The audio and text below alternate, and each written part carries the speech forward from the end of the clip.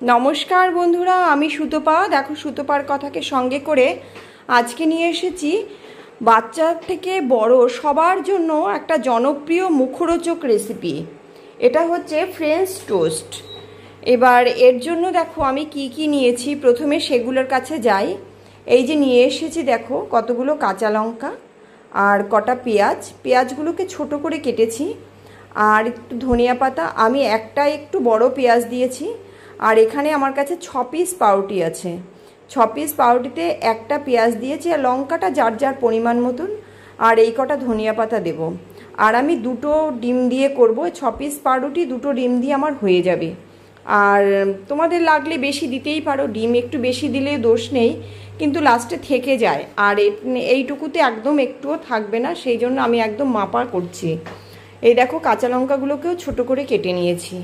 এইবার এর জন্য আমি নিয়ে আসবো, এই 3টে আর দিলাম না।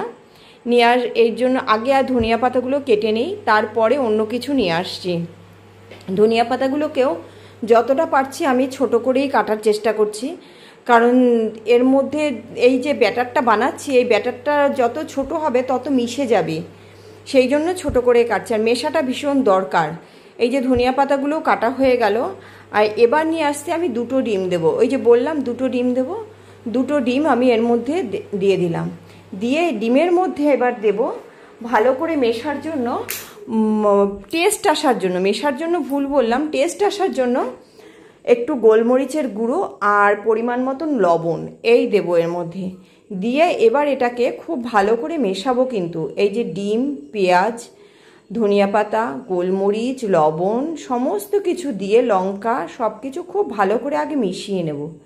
মিশিয়ে নিয়ে এর মধ্যে এবার দেব আমি দুধ আমি এই যে আমার এই কাপটা একটু বড়, এই কাপের গলা কাপ নিয়ে এসেছি। তার মানে কি, এমনি নর্মাল যে চায়ের কাপ তার 1 কাপ দুধ, এবার হাফ কাপ আমি ঢেলে দিয়েছি। দুধের যেটা এনেছি তার হাফ দুধটা আমি ঢেলে দিয়েছি। দিয়ে খুব ভালো করে মিশিয়ে নিলাম। এদিকে তাওয়া গরম হয়ে গেছে, তাওয়াতে অল্প একটু তেল দিয়ে, তেলটা একটু ব্রাশ করে দিই। তেল আমি খুব বেশি দেব না। এবার তোমরা যদি মনে করো ফ্রেঞ্চ টোস্টে তেল বেশি দেবে, একটু তেল বেশি দিতেই পারো, তেল এটা টেনে নেবে, খুব একটা খারাপ লাগে না। তেল বেশি দিলে টেস্টটা আরও বেড়ে যায়। আমি যেহেতু হেলদি করব তাই তেলটা একটু কম দিলাম। এবার এই যে ব্যাটারটা, এর মধ্যে এক একটা করে পাউরুটি দিয়ে ওই তাওয়াতে দিয়ে দিচ্ছি। দিয়ে উপর থেকে যদি দেখি যে এই যে ধনিয়া পাতা, পেঁয়াজ উঠছে না, তখন এর উপরে একটুখানি হাত দিয়েই দিয়ে দেবো এগুলো।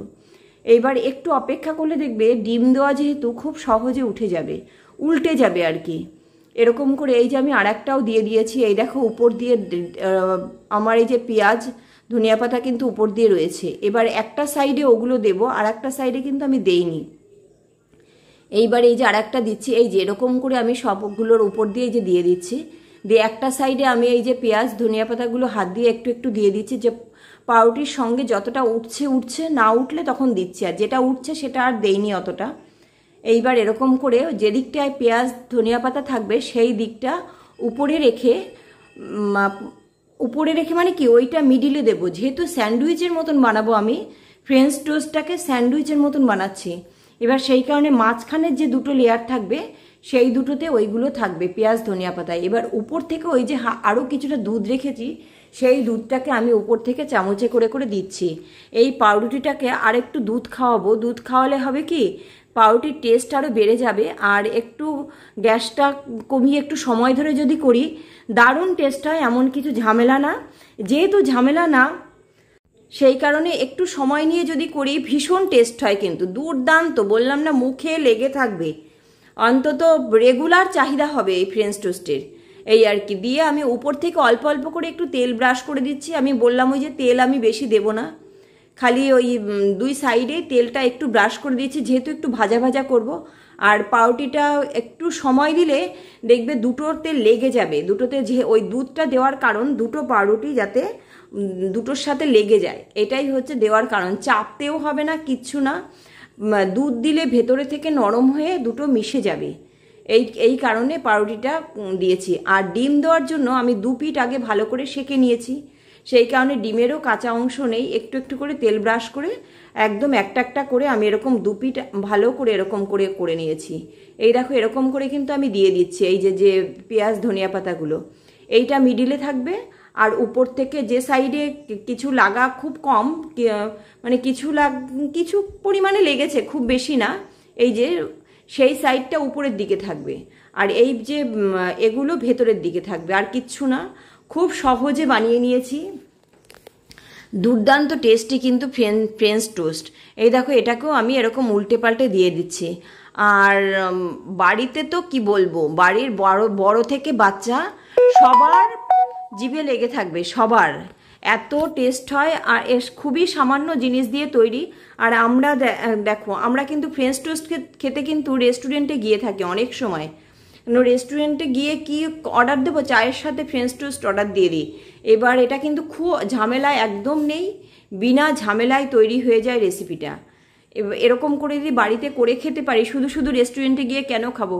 বাড়ির খাবার সবসময় হেলদিও থাকে, আর টেস্টি, যদি আমরা যে টেস্ট করে বানাই অবশ্যই টেস্টি হয়, রেস্টুরেন্টের থেকেও বেশি টেস্টি হয়। এই দেখো, আমার একটা একটা করতে করতে সবগুলোই মোটামুটি তৈরি হয়ে যাচ্ছে। আমি ওই যে 6 পিস রুটি নিয়েছি, 3 পিস বানাচ্ছি। এবার দুটো দুটো করে, এই যে বললাম একসঙ্গে দেব, স্যান্ডউইচের মতন বানাবো।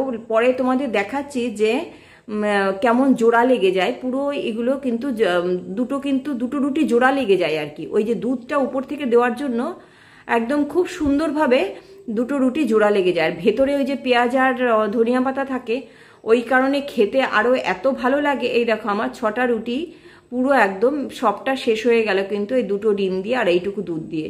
এবার আর যদি দিতাম তাহলে এটা থেকে যেত, আমার তো আর দরকার নেই। আমি এই যে সেই কারণেই এই যে তিনটে আমার পুরো টোটাল রেডি হয়ে যাচ্ছে। এই করতে করতে দেখো আমি নামিয়ে নিয়েছি। এই যে দেখো আমার হয়ে গেছে, দেখেছো? এই দেখো, তোমাদের পরে দেখাচ্ছি এই যে পাউরুটির মাঝখানটা কেমন করে জোড়া লেগে গেছে। স্যান্ডউইচের মতন যেহেতু করব বললাম, তাই মাঝখান থেকে একটু কেটে দিই, কেটে দিলে খুব সহজে বুঝতে পারবে।